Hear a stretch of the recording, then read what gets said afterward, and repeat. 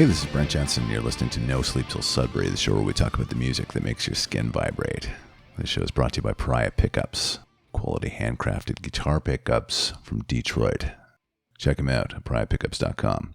And folks, if you want to support the No Sleep Till Sudbury podcast on Patreon and gain access to all kinds of unreleased material from the show, just go to patreon.com/Brent Jensen Music for details. This week on the show, I want to talk about a favorite musician of mine, the singer Scott Weiland. In his early days with Stone Temple Pilots, he was panned by critics as a karaoke Eddie Vedder, which I never really got. But as his career developed, Weiland certainly made those critics eat their words. He came to be known for his volatile onstage persona, wild but controlled at the same time. And he also continually developed his singing style to incorporate diverse types of vocal delivery, in a remotely similar way to Axl Rose, though I'm sure Weiland wouldn't be comfortable with that comparison. To me, Weiland mostly sounded like a cross between John Lennon and David Bowie. About a decade ago, I read Weiland's biography called Not Dead and Not for Sale. And as a guy who's read countless rock biographies, I can tell you that it was one of the best reads of the bunch for me. I found Weiland to have an incredible way with words, and he came across as such an intriguing, compelling person, considering the entire calculus of all the things that he was, good, bad, and otherwise. I've always been a bit fascinated by him in this sense. Still am. Most people remember Scott Weiland as the lead singer of Stone Temple Pilots. He made 6 records with the band as an on-off member from '89 to 2013. And he also sang in supergroup Velvet Revolver for 5 years and released 2 albums with those guys. Weiland also recorded a lot of solo material, collaborating with many other musicians throughout his career, eventually forming a backing band for himself called the Wildabouts in 2012. Weiland was born in San Jose, California, as Scott Richard Klein. When he was 5, his stepfather David Weiland legally adopted him, and Scott took that surname. During his youth, his family moved to Ohio and then back to California when he was in high school. As a teen, Weiland was a gifted athlete, quarterback of the high school football team, and positions on his school's soccer, volleyball, and wrestling teams. Before his teens, Weiland began to indulge in alcohol. At the age of 12, he claimed to have been raped by an older male, a high school senior who had invited him to his house. He wrote in Not Dead and Not for Sale that he suppressed the memory until it came to light in therapy decades later. Weiland met bassist Robert DeLeo at a Black Flag concert in Long Beach, California in 1985, eventually discovering that they were dating the same girl. They formed a unique bond over this, and they ended up moving in together, taking over that same girl's recently vacated apartment. Weiland and DeLeo would form a band with a couple of Weiland's childhood friends, before Eric Kretz and DeLeo's brother Dean would ultimately join the group. They briefly called themselves Mighty Joe Young, before their fondness for the initials STP compelled them to change the band name to Stone Temple Pilots. In 1992, their debut record, Core, would be released, containing the hits Sex Type Thing, Wicked Garden, Creep, and of course, Plush. 2 years later, STP recorded their second record, entitled Purple, which sold 6 million copies. Purple featured the mega hits Vaseline and Interstate Love Song, and the record defined the band's identity beyond their alternative genre brethren. Weiland's problems with drug addiction during this period resulted in prison time and the cancellation of most of the STP 1996-1997 tour, supporting their third record, Tiny Music, Songs from the Vatican Gift Shop. STP regrouped in 1999 and released their album entitled Number 4, which featured hit single Sour Girl. Around the same time, Weiland spent an additional 5 months in jail for drug possession. Nevertheless, the band's 5th record, Shangri-La-Dee-Da, was released in 2001, and STP was still very much a hot ticket, headlining the Family Values Tour with Stained, Linkin Park, and Static X. However, just a little over a year later, a number of altercations between Weiland and the DeLeo brothers led to the band's demise. It was around the same time that Weiland announced that he had been diagnosed with bipolar disorder. During that same year, former Guns N' Roses members Slash, Duff McKagan, and drummer Matt Sorum, along with former Wasted Youth guitarist Dave Kushner, began seeking out a singer to form a brand new band. Among the singers to have auditioned include Josh Todd from Buck Cherry, Skid Row's Sebastian Bach, Travis Meek from Days of the New, Mike Patton of Faith No More, and Miles Kennedy, who didn't quite audition. Apparently he didn't show up for his audition. Weiland had previously crossed paths with some of these guys in the band, and they sent him 2 CDs of material to listen to and to work with. He wrote in his memoir that he was immediately doubtful after listening to the first disc, as it sounded like Bad Company gone wrong, according to him. He thought more highly of the second disc, saying it sounded kind of like core-era Stone Temple Pilots. Despite this, Weiland declined the invitation to collaborate with the band, as STP hadn't yet formally broken up. When Stone Temple Pilots did formally split in 2003, Weiland was sent new music. He took the song into the studio and added a vocal track, the song eventually becoming Set Me Free. Though still uncertain if he wanted to commit, Weiland recorded Set Me Free and a cover of Pink Floyd's Money with the group for 2 separate movie soundtracks. Weiland did formally join the band after, with Set Me Free reaching number 17 on the charts without any formal promotion whatsoever. Now, when it came time for the band to choose a name, Slash indicated that he liked the word revolver because of its potential to have multiple meanings. It was a Beatles record, a gun, and it carried the subtext of a revolving door, which suited the band's ethos. From there, Weiland suggested Black Velvet Revolver to juxtapose dichotomous contexts, the idea that something intimate could be crossed with something deadly. The word black was eventually dropped, and Velvet Revolver it would be. Their debut record Contraband was released in June 2004 and debuted at number 1 on the Billboard 200, selling more than 3 million copies worldwide. And Slither and Fall to Pieces from Contraband both reached number 1 as singles as well. Slither won a Grammy for Best Hard Rock Performance in 2005, which was the second for Weiland. He'd previously earned a Grammy for Plush with STP in 1994.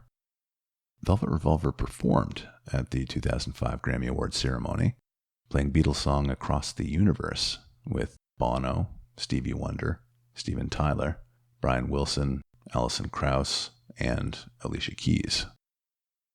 Velvet Revolver's second record, Libertad, was released in July 2007 and got up to number 5 on the Billboard Top 200. It would be their last. That same year, Dean DeLeo from STP called Weiland with an offer to headline several summer festivals. The story goes that Weiland accepted and cleared the tour with the guys in Velvet Revolver, but then they stopped talking to him. In March 2008, amid rising tensions in Velvet Revolver, Weiland told the crowd at their Glasgow show that this would be the band's final tour. After the tour was over, several shots were fired back and forth via interviews and websites, and a few weeks later it was announced that Weiland was out of Velvet Revolver. Stone Temple Pilots subsequently reunited for a 73-date U.S. tour in May of 2008. The STP reunion was a success, and it continued through 2009 as the band began recording its 6th studio album, and its first since 2001. The record was simply called Stone Temple Pilots, and it was released on May 25th, 2010. In September of that year, STP announced it would be rescheduling several of their tour dates so that the band could take a short break. The band had already branched out to Australia, playing sold-out shows in Sydney and Melbourne, and there was talk of tour stops in the Philippines, Singapore, and Indonesia. Once again, tensions rose in 2012 between Weiland and the rest of STP. Reports emerged that Weiland would refuse to leave his dressing room right before a show, but would give no reason why. Plans to launch a fall tour celebrating the 20th anniversary of Core were scuttled, and on February 27, 2013, STP announced on their website that they had officially terminated Scott Weiland. STP subsequently brought Linkin Park singer Chester Bennington aboard as Weiland's replacement, with Weiland later claiming that they shouldn't be calling themselves Stone Temple Pilots if that was the case, without him in the band. In the midst of all this, Weiland had recorded 2 solo albums, 12 Bar Blues and Happy in Galoshes, which featured all manner of musical genres, including bossa nova, country, and psychedelia. And in 2011, Weiland recorded a Christmas album called The Most Wonderful Time of the Year. It featured Christmas songs performed in unusual styles like reggae and bossa nova, but mostly consisted of Christmas standards in a crooning style, similar to the old school guys like Dean Martin and Frank Sinatra. And it totally works. Full disclosure, it's my favorite Christmas album, and it's the first one that plays every year in the Jensen house while the tree's going up. That's a true fact. In June 2014, Weiland announced the formation of his new backing band, the Wildabouts, and that they had recorded an album called Blaster to be released later that year. The record was delayed and would finally come out the following year, on March 31st, 2015. Wildabouts guitar player Jeremy Brown died the day before the record was released, the cause of death being a drug overdose. Weiland's drinking had been fairly heavy since his teenage years, despite his personal assessment of his alcohol intake. In Not Dead and Not For Sale, he wrote that he didn't consider his drinking to be a problem, describing himself as a regular garden variety boozer. Where drugs were concerned, Weiland's first experience with heroin was in New York in August of 1993, shortly after Core went platinum. Weiland told an interviewer in 2005 that heroin made him feel safe and completely sure of himself. It took away all the fears, Weiland said. His lengthy downward spiral of drug problems began around 1995 when he was sentenced to a year of probation after being arrested for buying crack cocaine. The sentence seemed to have the reverse effect on Weiland, however, as his drug use escalated upon completing his probation. Courtney Love claimed that he booked a hotel room right next to hers for 2 months, and they shot drugs together the entire time. Since then, Weiland spent time in and out of both rehab facilities and jail, having faced several drug and alcohol-related charges, and attempting short-lived bids at rehabilitation that never really took hold. Weiland seemed to have kicked heroin in 2002, but had more difficulty with alcohol, cocaine, and other drugs right up until his death. In the late 90s, STP manager Steve Stewart recalls encountering Weiland in particularly bad shape at the Four Seasons Hotel in Beverly Hills, and felt as though Weiland might not be around much longer. Stewart claimed that he told him that if he never saw him again, he loved him, and that he would always be there for him. In response, Weiland kicked him and swore at him. With Weiland's addiction issues came a host of other personal problems. He had separated from his wife, Mary Forsberg, and she made it difficult for him to see his kids. In 2007, Weiland's younger brother Michael died of cardiomyopathy, which severely impacted Weiland. Velvet Revolver songs For a Brother and Pills, Demons, and Etc. were written by Weiland in commemoration of his brother, as were a number of songs from his second solo record. Weiland began experiencing episodes of paranoia and mania caused by his bipolar disorder in early 2015, shortly after the release of the Wildabouts debut record. In Boston, Weiland behaved erratically during a VIP meet and greet session, shouting bizarre, insulting comments at fans who had paid to attend the event. The episodes continued, and Weiland sought out medication to counter them, and after finding one that worked, it caused him to gain 40 pounds, and he stopped taking it. When a clip from a spring 2005 Wildabouts gig made the rounds on the internet featuring Weiland singing Vaseline off-key and in a bizarre fashion, it was assumed that he was back on heroin. But the reason for the performance turned out to be an ill-prescribed dosage of antipsychotic drug Geodon. Apparently the dosage was too high. Following the adjustment, Weiland was said to have returned to normal, according to his third wife, Jamie Weiland. Other representatives for Weiland offered conflicting reasons for this performance, citing lack of sleep, an overabundance of drinks that evening, and even a faulty earpiece, but not drugs.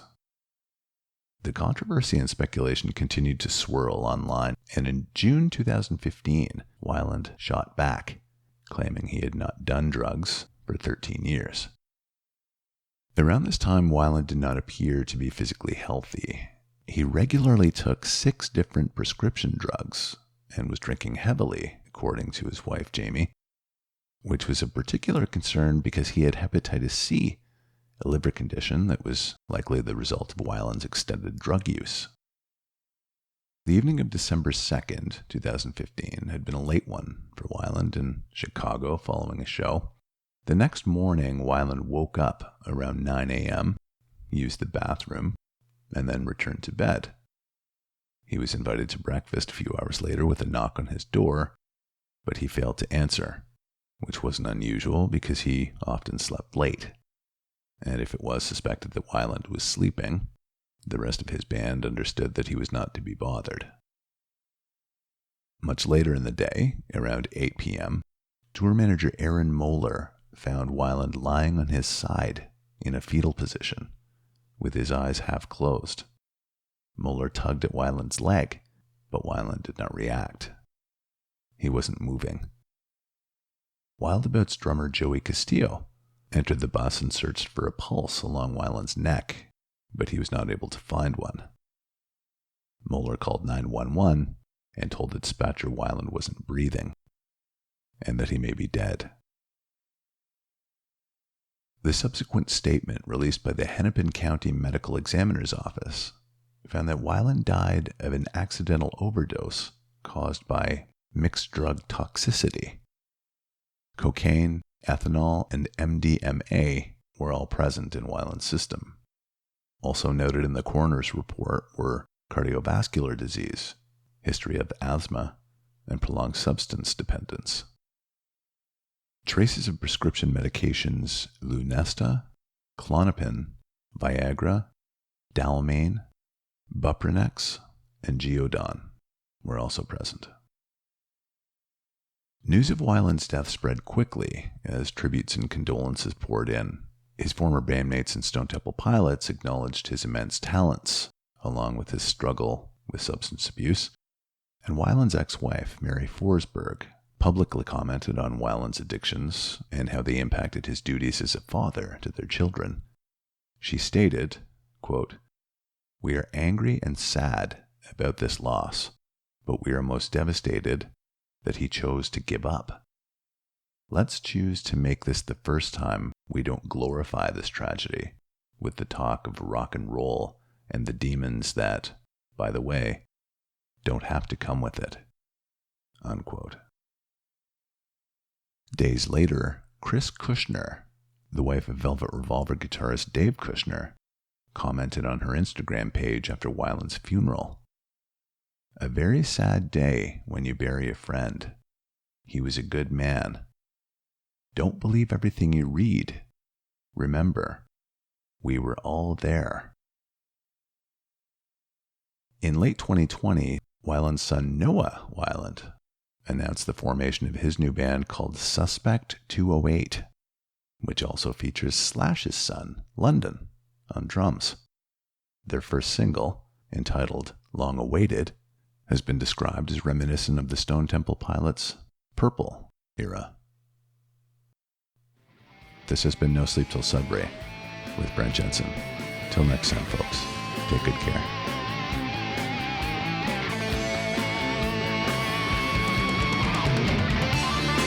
Brent Jensen is the best-selling author of No Sleep Till Sudbury, Leftover People, and All My Favorite People Are Broken. All titles available in stores and on Amazon worldwide.